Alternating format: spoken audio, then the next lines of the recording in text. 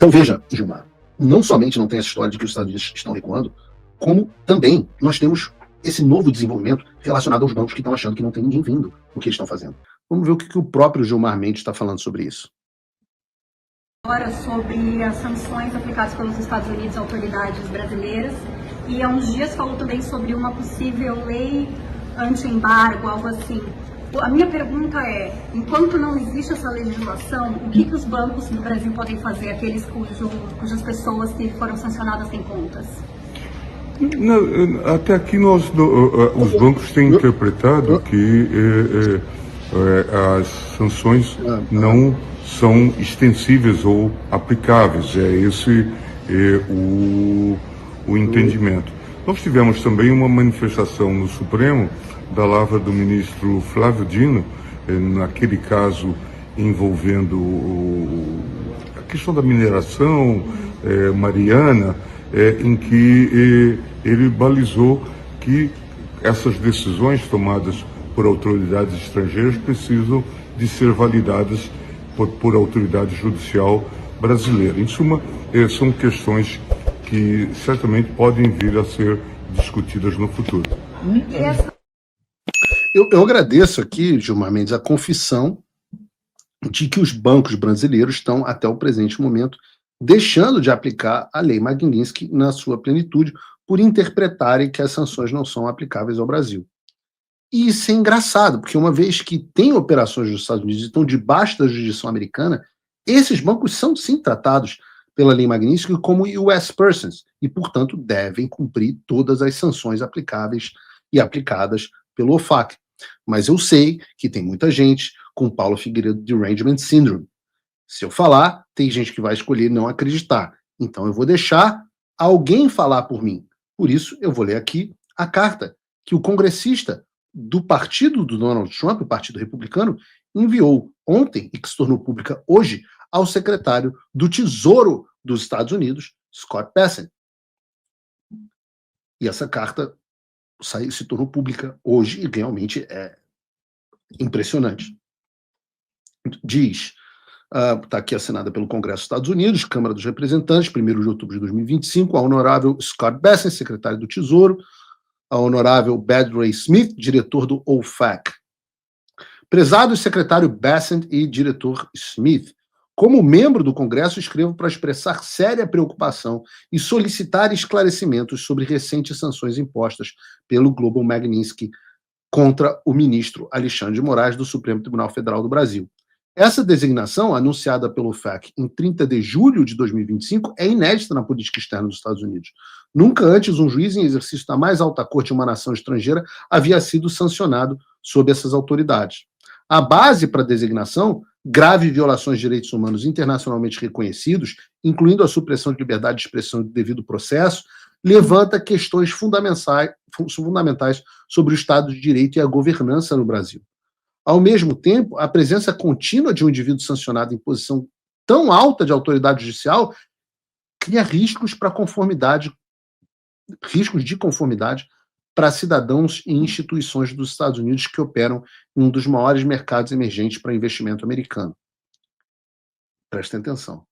Esta questão tem implicações diretas para proteção de investidores, especialmente para fundos dos Estados Unidos, com exposições a ações, instrumentos de dívida e entidades reguladas no Brasil, cumprimento da política de sanções, dada a possibilidade de exposição indireta através de processos judiciais ou regulatórios brasileiros, e estabilidade financeira, visto que o Brasil continua sendo um componente-chave dos mercados de capitais globais.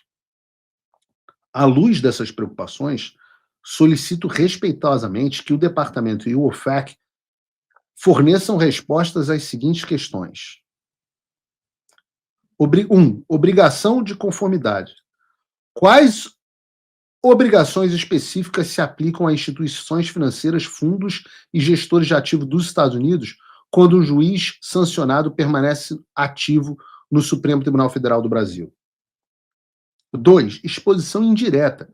Como o OFAC avalia e mitiga a exposição indireta quando decisões judiciais, ações regulatórias ou transações supervisionadas envolvem o ministro Alexandre de Moraes? 3. Mecanismos de aplicação.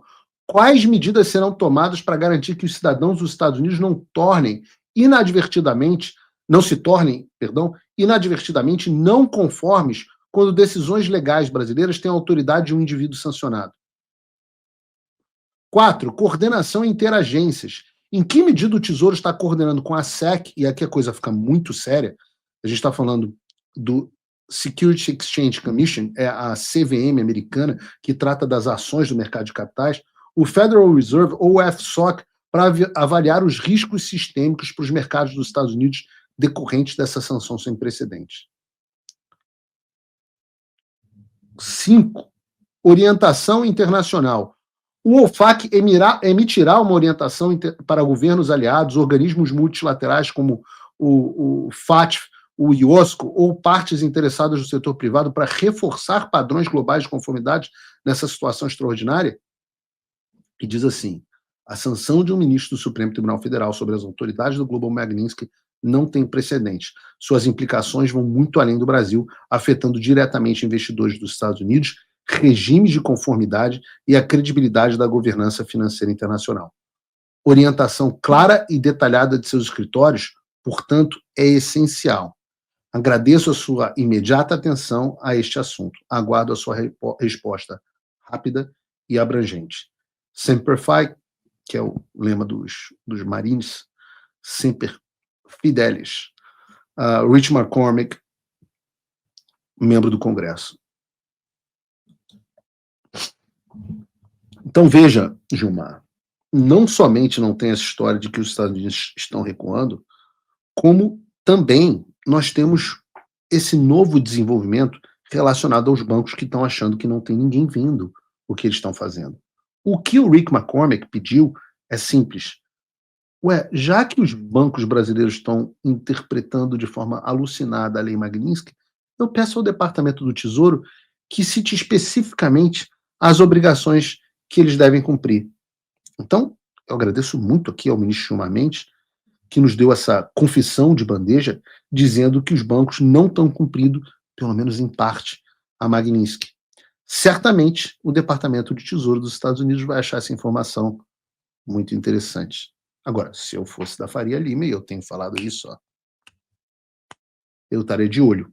Não somente pelas multas bilionárias que nós já citamos como sendo possíveis e prováveis aos que descumprirem a Magnitsky, mas também porque, se ficar provado, e o Gilmar Mendes está fazendo isso por nós, obrigado, que os bancos estão deliberadamente descumprindo as sanções americanas para proteger um violador de direitos humanos, aí as sanções secundárias podem não ser mais somente contra o BTG, o Itaú, o Banco do Brasil, mas também contra os CEOs e os demais tomadores de decisão.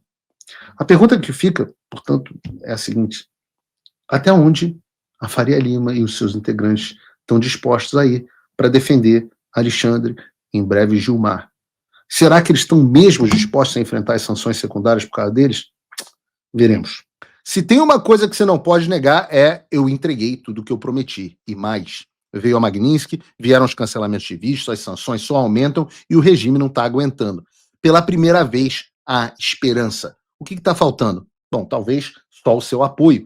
Acesse www.paulofigueiredoshow.com/apoie ou use o link e o cupom da descrição, porque com um pouco mais de $5 por mês, você já faz parte desse grupo, e com 49 você entra para o grupo dos patronos Gold. Não me deixa sozinho, vamos comigo. Agora, link na descrição.